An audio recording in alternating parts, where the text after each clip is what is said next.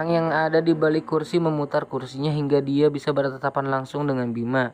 Pria itu tertegun, mematung seperti orang yang kehilangan nyawa saat itu juga. Matanya tidak berkedip, Bima benar-benar bergeming hingga membuat orang yang ada di depannya menautkan kening bingung. "Permisi." Orang itu menjentikan jarinya sampai Bima kembali sadar dari lamunannya.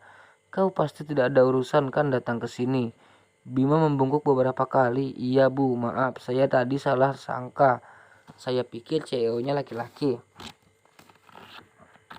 Wanita cantik yang memiliki napas blasteran bule itu terkekeh.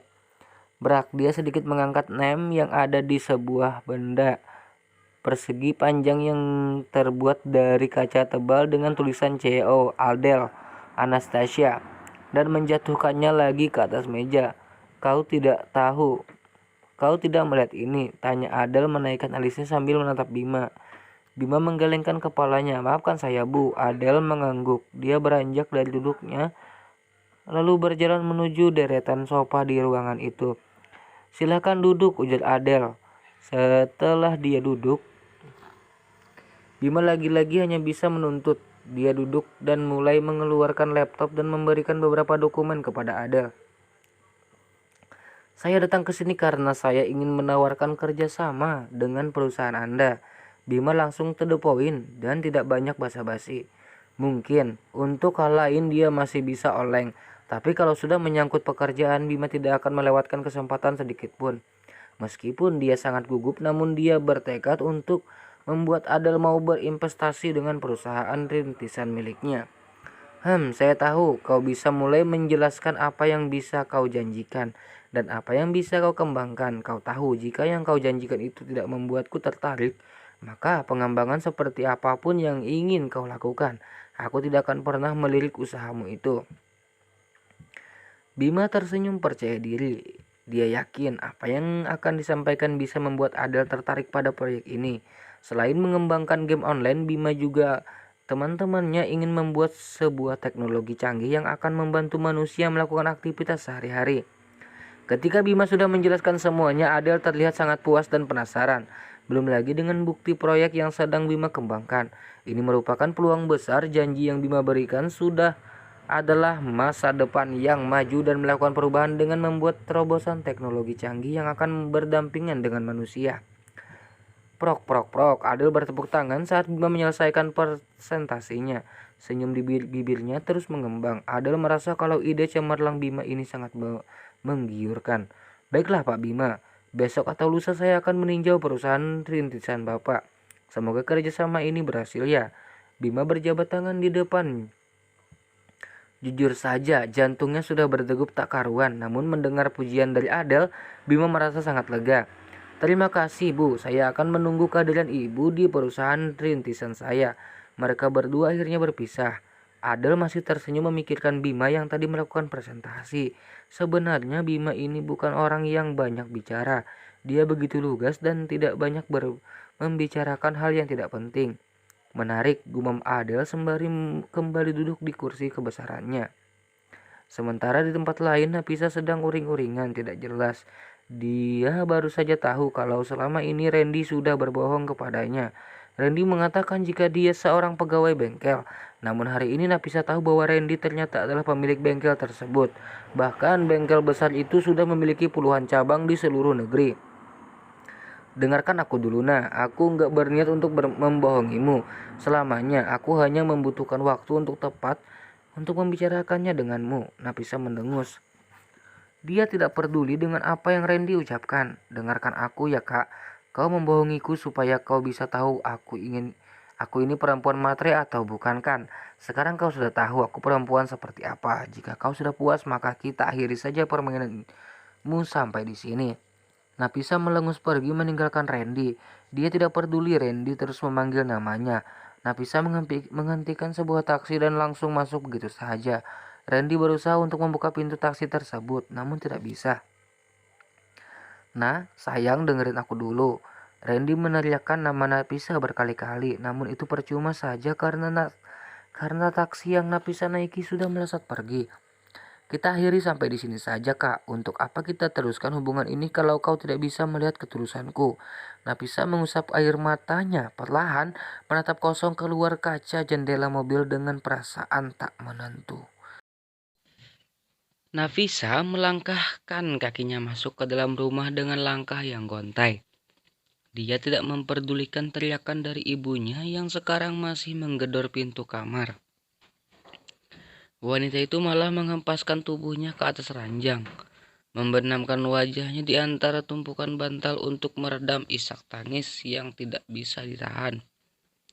Randy, pria itu telah membuat Nafisa jatuh cinta namun malah menjatuhkannya dengan cara seperti ini.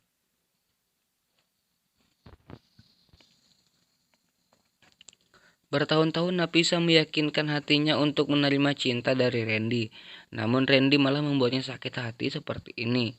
Nafisa tahu mungkin Randy tidak ada maksud jahat padanya, namun sudah beberapa lama sejak mereka bersama, kenapa Randy tidak menceritakan segalanya?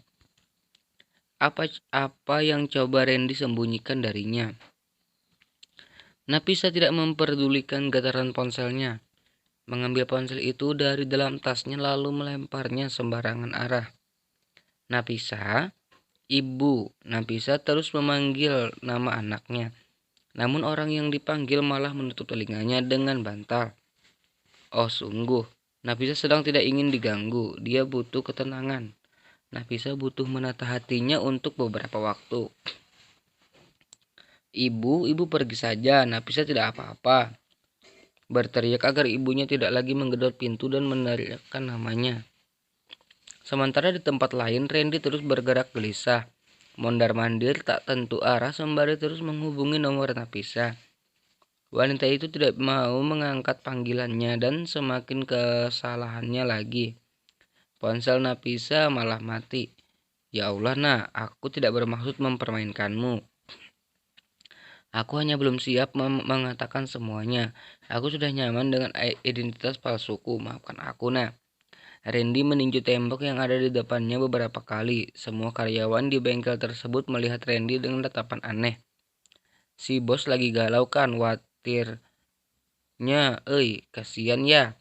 Si bos teh ndak baru sekali ini bawa cewek ke bengkel, tapi dia malah dicampakkan seperti itu. Iya banyak uang juga nggak menjamin ya, padahal si bos teh ganteng pisan. Para karyawan di bengkel Randy malah sibuk bergosip.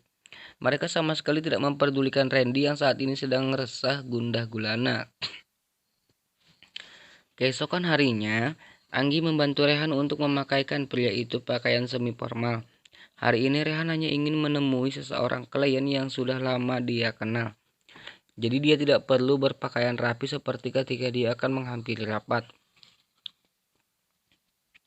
Aku sudah bilang aku nggak mau kerja Anggi. Rehan memeluk Anggi sembari menunduk menumpukan dagunya di bahu sang istri. Pria itu bertingkah seperti seorang bocah yang sedang merengek pada ibunya. Om, ini cuma sebentar. Hari ini Anggi juga ada janji sama Kak Bima. Anggi harus nyoba game online yang Kak Bima dan teman-temannya buat. Nanti Om jemput Anggi di sana ya. Rehan langsung menarik kepalanya menatap Anggi dengan tatapan yang tajam. Namun Anggi malah terkekeh sambil mencubit hidung suaminya. Jangan pasang ekspresi konyol seperti itu. Anggi tidak takut. Om malah terlihat sangat lucu. Rehan mengerutkan bibirnya. Tidak suka. Dia kembali memeluk Anggi namun istrinya itu malah mendorongnya menjauh. Aku masih kangen Anggi. Ih kenapa nggak mau aku peluk. Kembali nada suara manjanya keluar. Anggi semakin dibuat kemas dengan tingkah sang suami yang lelah, yang lebih sering berubah-ubah sekarang. Kita belum berpisah, kenapa sudah bilang kangen? Kita berangkat sekarang ya. Anggi menyambar tasnya lalu menggandeng Rehan agar suaminya itu mau keluar dari kamar. Jika Anggi tidak berinisiatif untuk membawa Rehan pergi, mungkin laki-laki itu tidak akan pergi sampai kapanpun. Udah siap? Anggi, tanya Bima yang memang sudah menunggu Anggi di lantai bawah. Tinggal berangkat. Ya udah, ayo. Bima menarik tangan Anggi namun Rehan malah menepis tangan Bima dan tangan istrinya. Jangan sentuh istriku Bima. Bima mendengus. Banteng penyemburu ini memang sangat pelit. Dia masih ingat bagaimana sulitnya membujuk Rehan supaya dia memberikan Anggi izin untuk pergi ke perusahaan rintisannya. Aku akan mengantarkannya lebih dulu, ucap Anggi tanpa suara. Bima mengangguk, dia mengepalkan tangannya dan meninju bayangan Rehan. Dasar banteng bucin. Setelah memastikan Rehan masuk dan duduk dengan tenang di dalam mobil, Anggi menutup pintu mobilnya. Meminta Dito untuk menjalankan mobil, namun pintu kaca mobil bagian belakang kembali diturunkan oleh Rehan.